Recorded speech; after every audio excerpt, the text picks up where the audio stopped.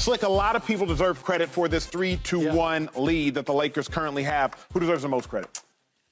I gave this a lot of thought, and I just changed up because I originally was going to say Darvin Ham, and he certainly deserves credit because he's pulled the right strings. But I have to start with LeBron James. Okay. Ooh. The motivation to do what this team is doing, the belief in what they're capable of doing, does not happen without him.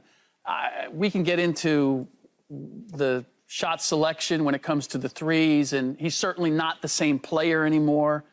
But he, unlike the Warriors, and Shady, you were just talking about it. You know, Cat turns 30, 35, and is still in the club, right? It's not a good look. Like, at some point, you got to realize, I'm not that guy anymore. I got to change up who I am. LeBron James has realized, I ain't that guy anymore.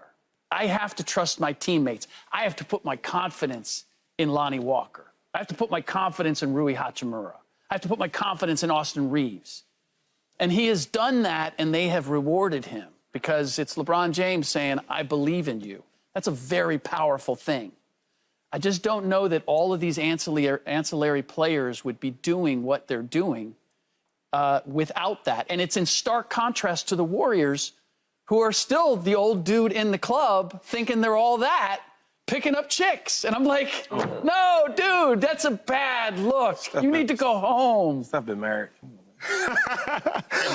Slick, I actually still have Darvin Ham as the most important for me because when you think about the wholesale substitutions the Lakers had to make beginning of the season, you have Russell Westbrook on the roster, and now in the midst of the season, you get D'Angelo Russell. You get all of these different guys. That's a bunch of different personalities, a bunch of different egos. In that moment, to know not only to play Lonnie Walker, but for Lonnie Walker to be empowered to go take those shots. It is LeBron.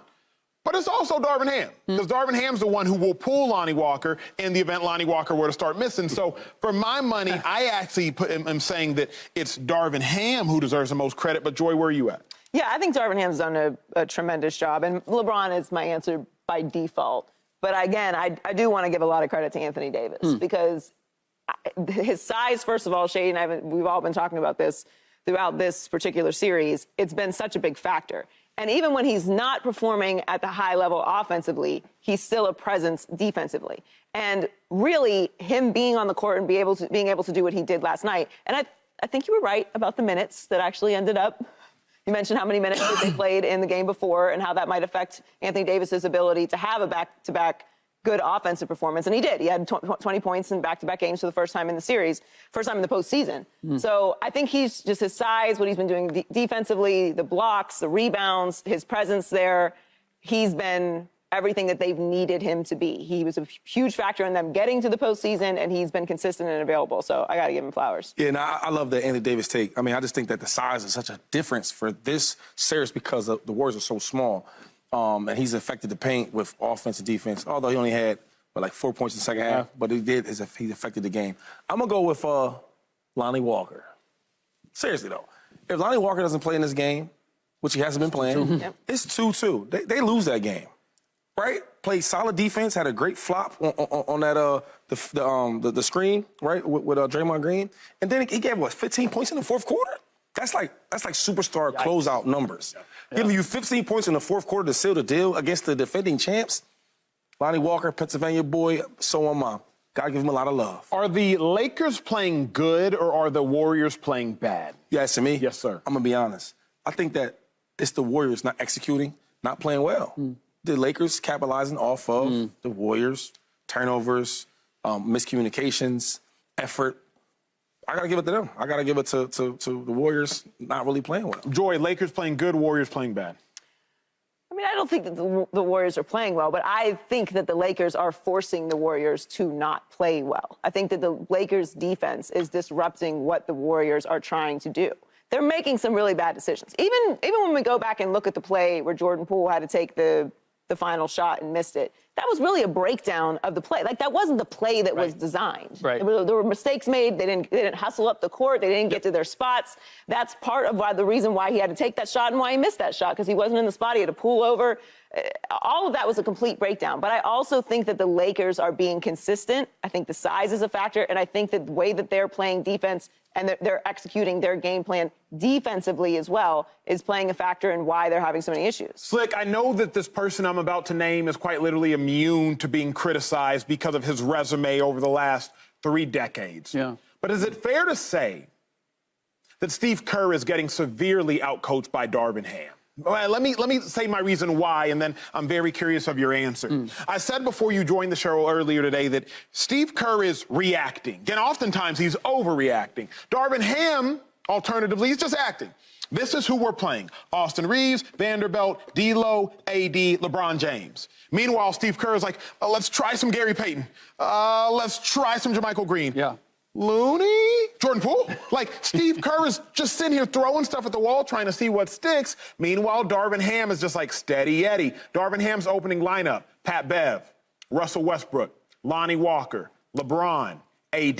Darvin Ham's starting lineup last night, as I mentioned: Vanderbilt, Reeves, D'Lo, AD, LeBron James. 60% of your starting lineup completely changed. Yeah. I think Darvin Ham is out-coaching Steve Kerr. Is that crazy? I don't have a problem with saying that he's out-coaching him. Severely, I don't know that I would go that far. Certainly, Steve is searching for something that is going to change. Does it exist? Whatever Steve Kerr is searching for on the Warriors roster, because Shady says AD's just bigger than anybody else on the Warriors. Can Steve Kerr find what he's searching for? Yes. This is why I can't close the door on the Warriors still winning the series. I don't expect that they will, and I do want to give the Lakers some credit, but the plays have been there to be made. The shots have been open and been there to be made. So playing Gary Payton and what Gary Payton gave them, in spite of being nauseous throughout the game, I would say that worked. Real quick, I got to cut in the middle of you two. So you said that you think that Ham is out coaching Kerr, right? And you said you think so too? Yeah. And why? Why? Because the lineups? A large part of my reason why is right before the series started, if you were to draft players on the team, we all said Steph Curry first, then LeBron James, then AD, then we would have all taken, in some order, Wiggins, Draymond, Clay, and then we likely would have taken D'Lo and Reeves, and then we would have gone back to the Warriors roster and taken Poole, something like that. So Kerr has the better players on paper, just on paper. Yeah. You know what? Based on a 3-1 lead, and you at home, and you got the better player, the 3-1 deficit? That's fantasy stuff. Like, if you watch both teams, right, you would say that the edge is with the Lakers as far as the matchups. Basketball and sports is about the matchups. I feel like the matchup favors the Lakers. If we just sat and said, okay, we're going to play the same lineup we've been playing the Kings series. Yep. Anthony Davis will have a field day. Sure. Right? Offense and defense. But hold on, because now when Anthony Davis is guarding Looney ain't trying to shoot. I'm going to sag off. There's nobody driving. My question, though, and when we have these great conversations is coaches dictate matchups. For example, enter Gary Payton into the starting lineup yesterday. D'Lo only has 2 points after 21 in Game 3. That's a coaching thing. Okay. So if you're saying the Lakers have the better matchups, I'm saying Steve Kerr could alter the matchups to create advantage. I think he is. He's trying. So when he put JaMychal Green in the game, right, to add more space on the floor, it worked. Now he does the same thing, and he's not hitting jumpers. What's he supposed to do? If we gonna talk about coaching, we gotta talk about it. I mean, when I look at him, I'm trying to think. The only thing I say that he did really, really well is he actually put Lonnie Walker in from a blowout game. Oh wow, he's athletic. He's moving around, can shoot. I would have played him. When I watched Lonnie Walker play, even in the past, he's athletic, he shoots, he plays super tough defense, he's active. I would have played him. So when I look at it, like, okay, that's the only thing I can see that he really made adjustments. What about Vanderbilt? What about starting Vanderbilt the whole series, putting him on staff as opposed to maybe starting? That's their defensive guy.